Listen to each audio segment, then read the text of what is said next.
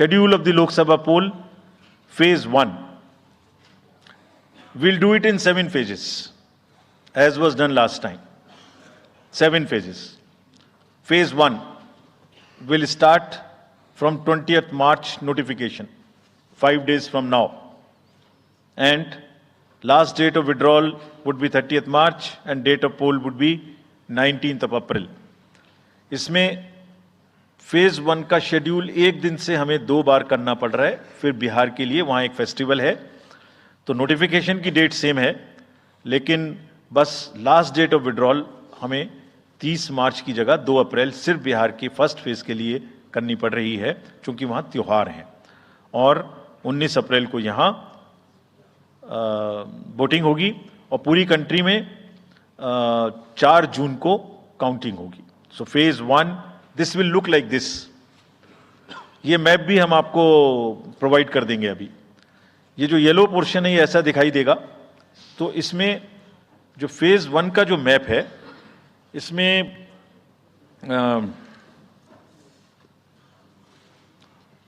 North east, नीचे Tamil Nadu, Rajasthan, centre में छत्तीसगढ़, मध्य प्रदेश और उत्तराखंड, और ऊपर में जम्मू कश्मीर की 1 parliamentary constituency.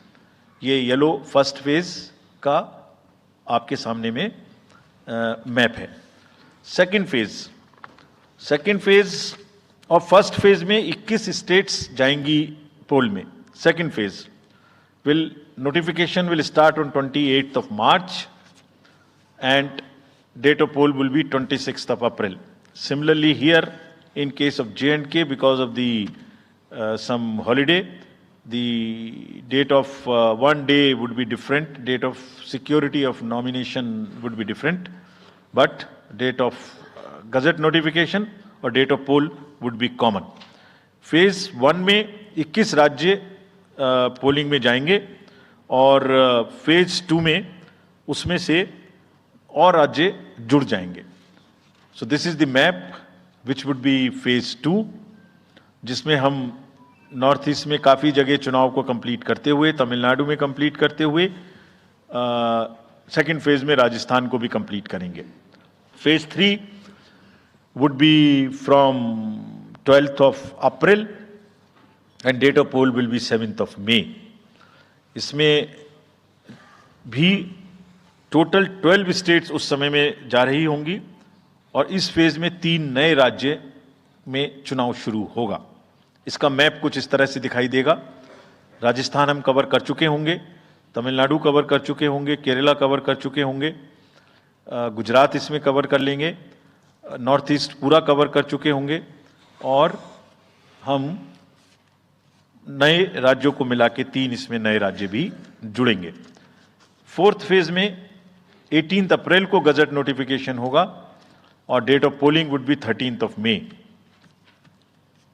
Date of counting in the entire country would be 4th of June for all by-elections, for the assembly elections, for the parliamentary elections. इसका map कुछ इस तरह का दिखाई देगा। इस समय तक हम इसमें Telangana, Andhra, Odisha would start, and by that time, other than that, entire South India would be complete, entire Western India would be complete, Northeast would be complete.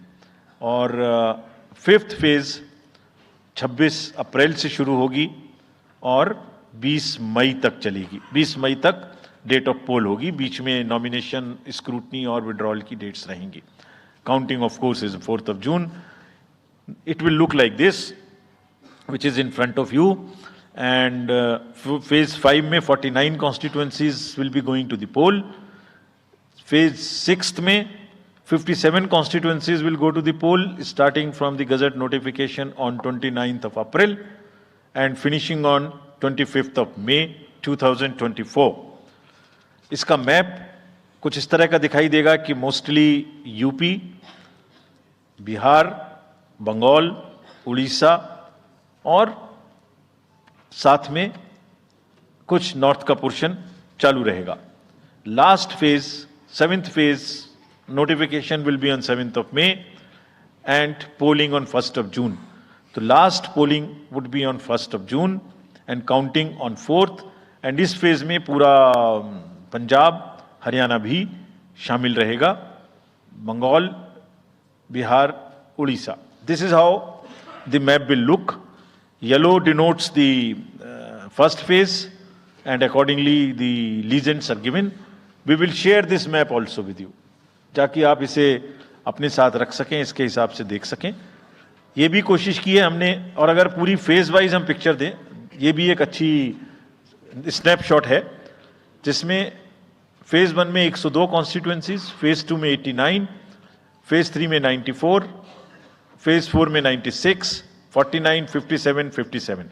So we'll start with the 102, the largest, slowly come down and finish northeast, move up from the south and finish the western area.